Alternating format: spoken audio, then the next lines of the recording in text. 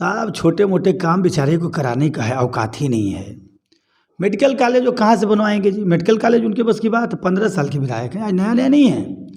जो है आदमी कभी काम ही नहीं किया है, हम मेडिकल कॉलेज जैसे भारी भरकम काम को कहाँ से कर लेंगे? यही सैयद राजा में बालिका डिग्री कॉलेज बनवाया हूँ, वो डिग्री कॉलेज आज तक चालू नहीं है, लोग करा पाए। नया कॉलेज बनवाने की इनकी क्या औकात है जी? यह सिर्फ मैंने पहले ही कहा आपको कि हमारी लड़ाई मुर्गा दारू और पैसे से है।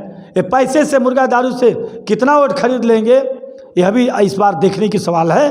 और जो लोग पेपर पढ़ते समय कहते हैं कि नेता सब चोर हो जाते हैं, उन लोगों को भी यह संदेश मैं देता हूं कि जब चोर ही बनाओगे तो चोर ही न मिलेगा, ईमानदार कहाँ से करोगे? लेकिन दुर्भाग्य है कि 2200 करोड़ का मेडिकल कॉलेज था और आज 400 करोड़ का मेडिकल कॉलेज बन के रह गया है। उस मेडिकल कॉलेज में मैं पैरामेडिकल, नर्सिंग कॉलेज और उसी के साथ कैंसर हॉस्पिटल भी मैं लाने का 2200 करोड़ का प्रोजेक्ट था, वह पैसा जो कट गया है, जो नर्सिंग कॉलेज कट गया है, उस डेंटल कॉलेज, उसमें डेंटल कॉलेज भी था, ये सब कट गया है, उसको वापस जुड़वाने का काम करूँगा और नौबतपुर में ही उसको उद्घाटन कराने का काम करूँगा।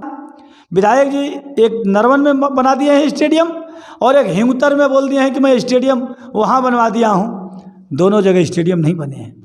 तो विधायक जी कह देते हैं, उनको कुछ लेना देना है नहीं, क्योंकि वो जानते हैं इस बार तो मुश्किल से फंस गए हैं बेचारे।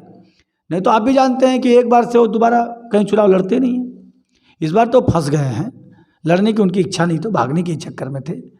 लेकिन चलिए, अच्छा है, जो होता है अच्छा होता है। आपने सर एक बार वार्ता के दौरान कहा था कि यदि आप विधायक बनते हैं और आपके एक पोते हैं तो आप उन्हें सरकारी स्कूल में पढ़ाएंगे, तो क्या विधायक बनने के बाद अपने इस बात पे आप कायम रहेंगे? देखिए, मैं जो बोल देता हूँ पत्थर की लकीर है, क्योंकि ताकत विधायक को बहुत होती है, तो उसका दुरुपयोग किए हैं। प्रधानों को सताए हैं, जिला पंचायत को, प्रमुखों को, और उन लोगों के कामों को करा के अपना बोर्ड लगा के नाम लगाए हैं। बाकी अपना तो कुछ किया ही नहीं हो। सर, विपक्ष आप पर यह भी आरोप लगाता है कि आपने इस बार बहुत सारी घोषणाएं की हैं और उन घोषणाओं को आप पूरा नहीं कर पाएंगे, इसके बारे में आप क्या कहेंगे? विपक्ष तो यह भी कहता है कि विधायक का काम ही नहीं होता है सेना भर्ती कराना, क्योंकि विपक्ष के एक भी विधायक करा नहीं पाए हैं, बेचारे मजबूर हैं। कि उस बेटा को सैयद राजा विधानसभा में पढ़ाऊंगा और सरकारी स्कूल में पढ़ाऊंगा और वैसा सरकारी स्कूल बनवाऊंगा जो हैदराबाद, बम्बई, कलकत्ता में जिस लायक वो स्कूल रहते हैं, उस लायक का स्कूल मैं इस क्षेत्र में बनवाऊंगा, ताकि मेरा नाती भी पढ़ेगा, उसके साथ साथ क्षेत्र के भी बच्चे पढ़ें। नमस्कार, आप देख रहे हैं चंदौली टाइम्स और आज चंदौली टाइम्स के स्टूडियो में हमसे बात करने के लिए सैयद राजा विधानसभा के पूर्व विधायक शिव मनोज सिंह डब्लू उपस्थित हैं। 2022 विधानसभा चुनाव के मद्देनज़र सैयद राजा विधानसभा में इनकी तैयारियों और विकास कार्यों को लेकर ये विधानसभा में कितने सजग हैं और कितने विकास कार्य करेंगे, इन्हीं सब विकास के मुद्दों पे हम इनसे बात करेंगे। आइए हम इनसे बात करते हैं। सर, सबसे पहले थैंक यू चंदौली टाइम्स के स्टूडियो में आने के लिए। बहुत बहुत धन्यवाद। सर, हमारा पहला प्रश्न आपसे है कि सैयद राजा विधानसभा के आप अपना प्रमुख प्रतिद्वंदी किसे मानते हैं? दारू को, मुर्गा को और नोट को, क्योंकि हमारी लड़ाई उसी से है, किसी पार्टी और किसी विशेष व्यक्ति से नहीं है। भाजपा और बसपा और कांग्रेस जो प्रमुख पार्टियां हैं, इनमें आप किसी को प्रतिद्वंदी मानते हैं? जी नहीं, उनमें किसी को नहीं मानता हूँ। तो आपकी लड़ाई इनमें से किसी से नहीं है? जी नहीं। वर्तमान विधायक सुशील सिंह के कार्यों को आप किस तरह से देखते हैं? उन्होंने कोई कार्य ही नहीं किया है तो देखेंगे क्या? वो 5 साल अपने ठेकेदारी किए हैं, ऊपर बाबा जी के पास उनकी चली नहीं है, और नहीं चली है तो नीचे, क्योंकि ताकत विधायक को बहुत होती है, तो उसका दुरुपयोग किए हैं। प्रधानों को सताए हैं, जिला पंचायत को, प्रमुखों को, और उन लोगों के कामों को करा के अपना बोर्ड लगा के नाम लगाए हैं। बाकी अपना तो कुछ किया ही नहीं हो किसी भी गांव में, तो उनको कोई मतलब नहीं है जी।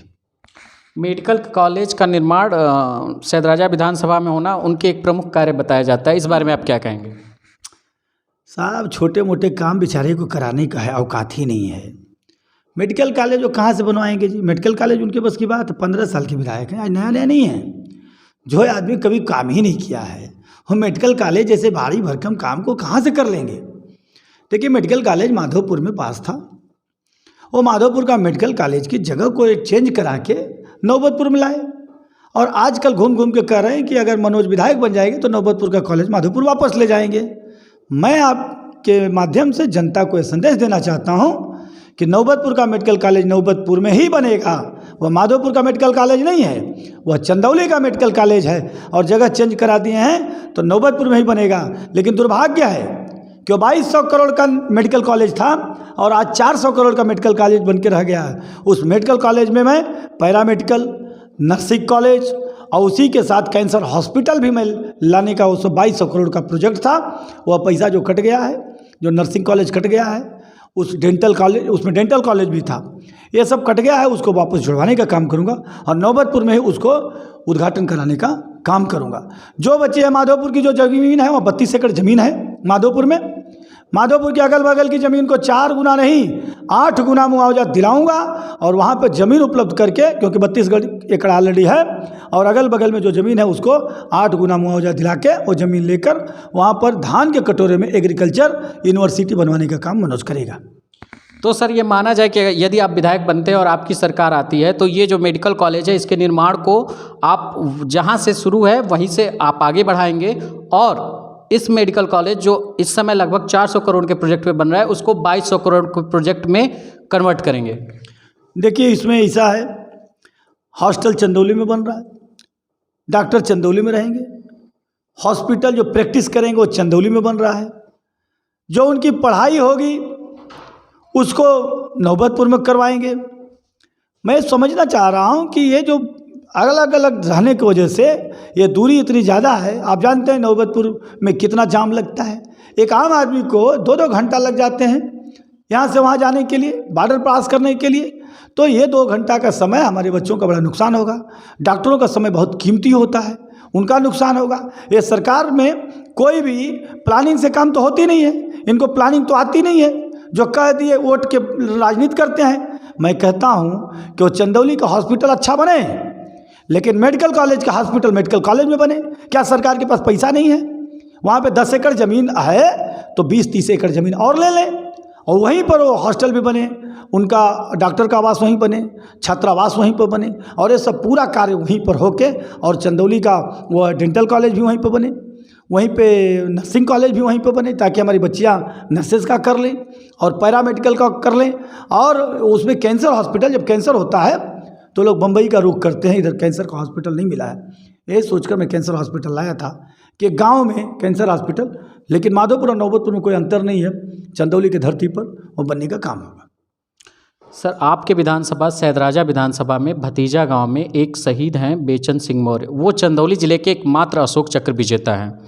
उनकी प्रतिमा शहीद उद्यान पार्क सिगरा में भी लगी हुई है, लेकिन उनके गृह जनपद में उन्हें ऐसे कोई सम्मान नहीं मिला है। तो आपके अगर आपका विधानसभा कार्यकाल आता है, आपकी सरकार आती है, तो आप उनके लिए क्या करेंगे? देखिए शहीदों के सम्मान के लिए मनोज की वही पहचान है, लेकिन क्या करेंगे, ऐसे जो बाहर के लोग आ जाते हैं उनको चंदौली के सम्मान से कुछ लेना देना नहीं रहता है। चंदौली को चारागाह समझते हैं, उसको सिर्फ अपना एक अड्डा समझ के रखते हैं और विधायक बनने का काम करते हैं। मैं किसी को पर्सनल नहीं कहता हूँ, जिसका मन उठाता है चले आता है। आपको याद होगा पिछले साल कुलदीप मौर्य जी शहीद हुए थे और उनको एम्बुलेंस में लाया गया। माननीय मुलायम सिंह यादव जी रक्षा मंत्री थे तो सम्मान दिलाने का काम शहीदों को दिए थे। मैं भी उन्हीं का चेला हूँ और उनको सम्मान दिलाने में कोई कमी नहीं रखूँगा। और 7 घंटा के बाद उनको शहीद का सम्मान मिला।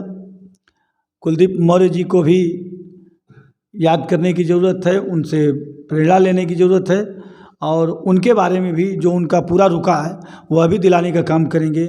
और मैं कहता हूं कि यहाँ पर जो आप कह रहे हैं, इनके भव्य, इनके नाम पर पार्क बनवाऊंगा, इनके नाम पर गेट बनवाऊंगा, शहीद स्मारक का स्थापना कराऊंगा। आपने सर एक बार वार्ता के दौरान कहा था कि यदि आप विधायक बनते हैं और आपके एक पोते हैं तो आप उन्हें सरकारी स्कूल में पढ़ाएंगे, तो क्या विधायक बनने के बाद अपने इस बात पर आप कायम रहेंगे? देखिए मैं जो बोल देता हूँ पत्थर की लकीर है, मैं जो कहता हूँ उस पर कायम रहता हूँ। जो बोल दिया हूँ पत्थर की लकीर है। मैंने 2012 में मैंने कहा था कि मैं अपने बेटा का शादी बिना दहेज का करूँगा, तो लोग कहने लगे अरे कहीं कह ली हैं, क्या देखा था, मैंने विधानसभा में किया और सब लोग देखे।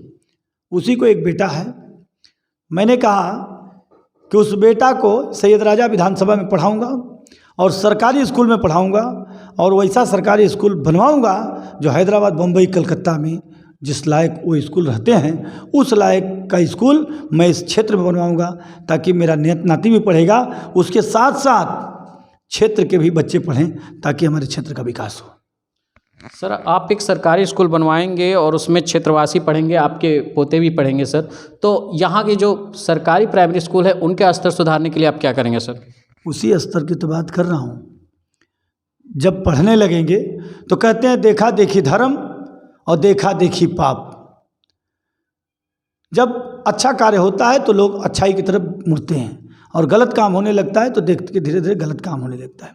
तो इसलिए मैं अपने नाती को पढ़ाने का काम करता हूँ कि एक विधायक का, मंत्री का नाती जब पढ़ेगा सरकारी स्कूल में तो प्रेरणा मिलेगी, अधिकारी को भी डर रहेगा और बढ़िया काम होगा। और जब हमारे बच्चे पढ़ लेंगे तभी तो चंदौली का विकास होगा। सर, चंदौली जिला अति पिछड़े जिलों में आता है और इसका अति पिछड़ों का दाग अभी तक नहीं मिट पाया है। अगर आप विधायक बनते हैं और आपकी सरकार आती है तो ऐसा क्या इंफ्रास्ट्रक्चर में आप बदलाव करेंगे कि अति पिछड़े का दाग मिटाने का एक प्रयास होगा? देखिए, ऐसा है कि बिना सरकार के कुछ होता नहीं है। मुख्यमंत्री कितना भी अच्छा रहे, जब विधायक अच्छा नहीं रहेगा तो क्या करेंगे? जब प्रस्ताव ही नहीं विधायक देगा, वहाँ लड़ने का काम ही नहीं करेगा, विधायक जाके वहाँ पे करेगा कि एगो हमारे गैंगस्टर का केस हुआ है, विधायक साहब मुख्यमंत्री जी है कि ख़त्म करा दें ही, और बाहर आके बयान देता है कि मैं आज गया था स्टेडियम मांग के लाया। आप जिस गांव की बात कर रहे हैं उस गांव की मैं बात कर रहा हूँ जहाँ शहीद की पार्क बनवाने की आप बात कर रहे थे पिछले सवाल में। उनके घोषणा पत्र डाल किए हैं, लागू किए हैं माननीय विधायक जी, उसमें वो स्टेडियम बनवा दिए हैं। मैं आपसे ही पूछना चाहता हूँ, जाके देखिए और दिखाइए अपने दर्शकों को कि क्या वहाँ स्टेडियम बना है। विधायक जी एक नरवन में बना दिए हैं स्टेडियम और एक हिंगुतर में बोल दिए हैं कि मैं स्टेडियम वहाँ बनवा दिया हूँ। दोनों जगह स्टेडियम नहीं बने हैं। तो विधायक जी कह देते हैं, उनको कुछ लेना देना है नहीं, क्योंकि वो जानते हैं इस बार तो मुश्किल से फंस गए हैं बेचारे। नहीं तो आप भी जानते हैं कि एक बार से वो दोबारा कहीं चुनाव लड़ते नहीं हैं। इस बार तो फंस गए हैं, लड़ने की उनकी इच्छा नहीं, तो भागने के चक्कर में थे। लेकिन चलिए, अच्छा है, जो होता है अच्छा होता है। अति पिछड़ा दाग मिटाने के लिए सर आप इंफ्रास्ट्रक्चर पे क्या करेंगे सर? देखिए, मैं नया नया विधायक था, तजुर्बा विहीन विधायक था, लेकिन अपने नौजवानों के लिए सेना भर्ती करवाने का काम किया। अपने किसान के लिए नहरों, जो नहर पंडित कमलापति त्रिपाठी जी बनाए थे उसको पक्कीकरण कराने का काम किया, चाहे कर्मनाशा के किनारे की नहर हो या गंगा के किनारे की नहर हो, सभी नहरों को पक्कीकरण कराने का काम मैं किया हूँ। जितने भी लिफ्ट कैनाले थी उसकी क्षमता वृद्धि कराने का काम किया हूँ। जितने भी लिफ्ट कैनाले थी सबको 24 घंटा बिजली और फ्री में बिजली अपनी सरकार में मैं देने का काम किया हूँ। और जो हमारी 4 लिफ्ट कैनाल अधूरी रह गई हैं, कहते हैं सब के प्लान में फेल हो गया, उनको मैं क्या कहूँगा तो उल्टा हो जाएगा, चुनाव का समय है, कहने की ज़रूरत नहीं है। उसमें कुछ नया रॉकेट साइंस नहीं है। ये जो घरों में जो पंप हाउस होते हैं, जो घरों में इंजन होते हैं, होंडा होते हैं, ट्रैक्टर से जो पानी खींचते हैं, उसी का बड़ा स्वरूप पंप कैनाल है। तो इसमें कोई रॉकेट साइंस नहीं है। उसको इसी साल विधायक होते ही 2022 में ही वो सभी कैनालों को चालू करवाने का काम कर देंगे। और रह गई सवाल हमारे बच्चों के लिए, क्योंकि हमारे बच्चे जब तक पढ़ेंगे नहीं तब तक आगे बढ़ेंगे नहीं। इन लोगों का स्लोगन है बेटी बचाओ बेटी पढ़ाओ। आज देख रहे हैं बेटियों की क्या हालत है, रात को 2-2 बजे जला दी जा रही है। ऐसी स्थिति में मैंने अपने बेटी को पढ़ाया भी और बचाया भी, और चंदौली की पहली पायलट बनाने का काम भी किया। मैं बेटी के कहने पर यही सैयद राजा में बालिका डिग्री कॉलेज बनवाया हूँ। वो डिग्री कॉलेज आज तक चालू नहीं है लोग करा पाए। नया कॉलेज बनवाने की इनकी क्या औकात है जी? यह सिर्फ मैंने पहले ही कहा आपको कि हमारी लड़ाई मुर्गा दारू और पैसे से है। ये पैसे से, मुर्गा दारू से कितना वोट खरीद लेंगे यह भी इस बार देखने की सवाल है। और जो लोग पेपर पढ़ते समय कहते हैं कि नेता सब चोर हो जाते हैं, उन लोगों को भी यह संदेश मैं देता हूं कि जब चोर ही बनाओगे तो चोर ही न मिलेगा, ईमानदार कहाँ से करोगे? जब आप आम के पेड़ लगाओगे तब फल मिलेंगे, और बबूल लगाओगे तो कांटे ही मिलेंगे। सर विपक्ष आप पर ये भी आरोप लगाता है कि आपने इस बार बहुत सारी घोषणाएं की हैं और उन घोषणाओं को आप पूरा नहीं कर पाएंगे, इसके बारे में आप क्या कहेंगे? विपक्ष तो यह भी कहता है कि विधायक का काम ही नहीं होता है सेना भर्ती कराना, क्योंकि विपक्ष के एक भी विधायक करा नहीं पाए हैं, बेचारे मजबूर हैं। जब मुर्गे दारू पैसे के बल पर राजनीति करोगे और गला दबाने का काम करोगे, लोगों की ज़मीनों को कब्जा करने का काम करोगे, तो आपका ऊपर कितना सुनवाई होगी? ऊपर साफ रहने के लिए अपने दामन को साफ रखना पड़ता है। राजनीति में आप जो कहते हो, आपकी बात लोग इसलिए मानते हैं कि आप जब आप तम्बाकू खाते हो और दूसरों को कहोगे तम्बाकू मत खाओ, और आप सिगरेट पीते हो और दूसरों को कहोगे सिगरेट मत पियो, तो कोई नहीं सुनेगा। इसलिए उन लोगों की बात तो ऊपर चली नहीं। मैंने किया है और मैं कह रहा हूँ, दावे के साथ ताल ठोक के कह रहा हूँ कि मार्च में विधायक बनूंगा और अप्रैल में नौजवानों के लिए सेना भर्ती कराऊंगा।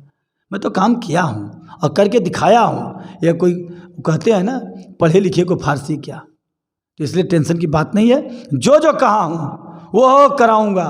यह बात जब आती है तो इनको एक मुद्दा आता है कि विधायक जी गंगा कटान की बड़ी दौड़ कर रहे थे, क्या हुआ गंगा कटान?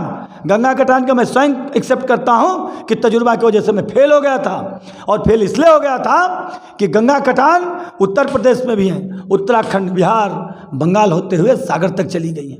मैंने कभी नहीं कहा कि चंदौली की गंगा कटान रुकनी चाहिए, सैयद राजा विधानसभा की गंगा कटान रुकनी चाहिए, दानापुर ब्लॉक के गंगा कटान रुकनी चाहिए। और इस बार इस सवाल को उठाऊंगा और पर्टिकुलर जो हमारे 15-20 गांव गंगा कटान से प्रभावित हैं उनका काम करा के ख़त्म करा दूंगा।